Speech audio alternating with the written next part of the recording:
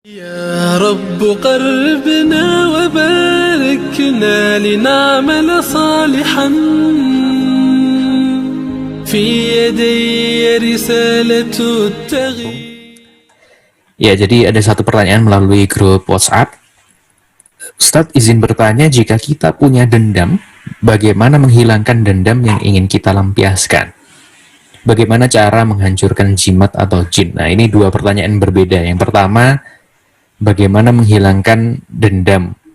Dan yang kedua, bagaimana cara menghancurkan jimat atau jin? Ya, maksudnya jimat. Baik, kami persilakan Ustadz Lukman.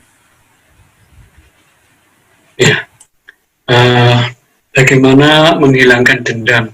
Jadi untuk kita yang mempunyai perasaan dendam, itu kita yang jelas harus kumpul dengan orang-orang soleh, kemudian kita ngaji yang kaitannya dengan bab tentang penyakit-penyakit hati, termasuk di dalamnya adalah dendam, yaitu kitab-kitab yang kaitannya dengan tazkiyatun nafas, pembersihan jiwa. Jadi sebelum kita apa manfaatnya dendam? Jadi secara zahir dulu, bahwa orang yang gampang jengkel, pendendam, dan sebagainya itu tidak ada manfaatnya. Satu, itu akan menjadi penyakit di dalam tubuh kita sendiri. Pada waktu orang gampang marah, jengkel, itu pasti efeknya nanti perut gampang kaku, kemudian asam lambung naik, kemudian pada waktu itu dendam masih membara di dada itu cenderung gampang sesak, kemudian di tengkuk ini jadi sumbatan-sumbatan. Nah, itu pahami seperti itu. Terus ingat ya bahwa orang yang gampang jengkel, dendam dan sebagainya, gampang pemarah dan sebagainya, itu dampak buruknya adalah banyak. Antara lain adalah, maaf kita bukan nyalahkan siapapun, dan mudah-mudahan kita berdoa dijauhkan dari seperti itu. Maaf kalau ada saudara kita, keluarga kita, atau siapapun yang kena sakit-sakit yang cenderung adalah stroke dan sebagainya. Coba itu baca. Pasti dia sendiri itu di dalam masalah psikologinya bermasalah. Biasanya secara umum dia gampang marah, gampang jengkel, pendendam, susah memaafkan.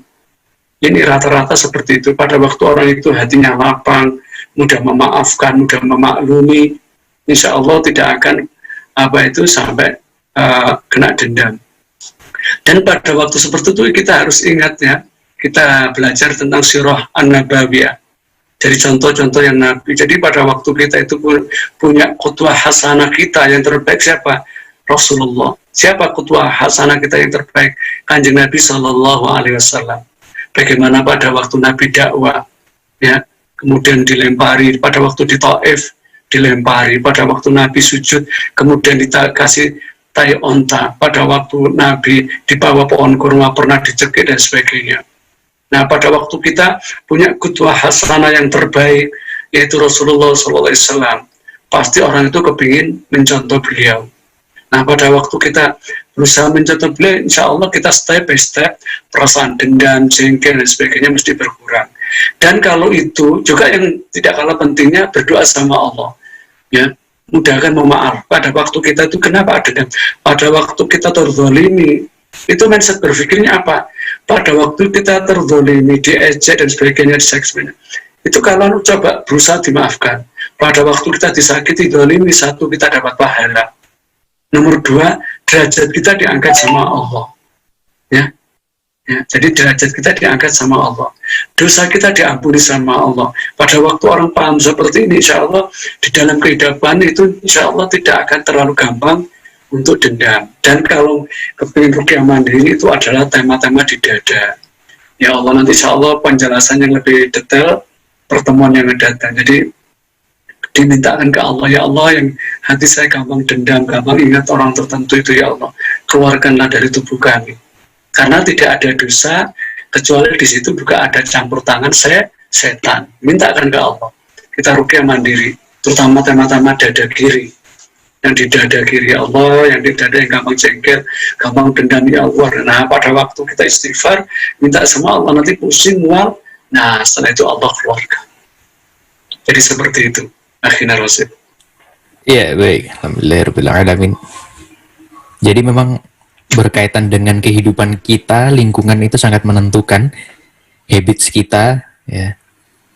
banyaknya amalan wajib dan nafilah yang kita kerjakan itu memang menjadi sarana untuk melembutkan hati ya.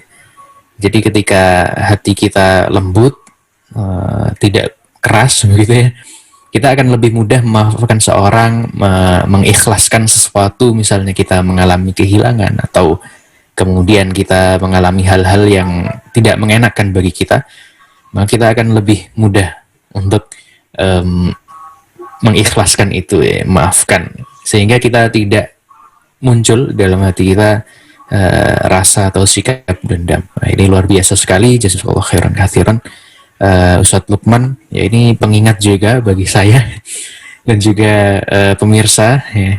Jadi hati-hati kalau misalnya ada hal-hal yang kurang mengenakan, kita harus belajar untuk mudah memaafkan dan mudah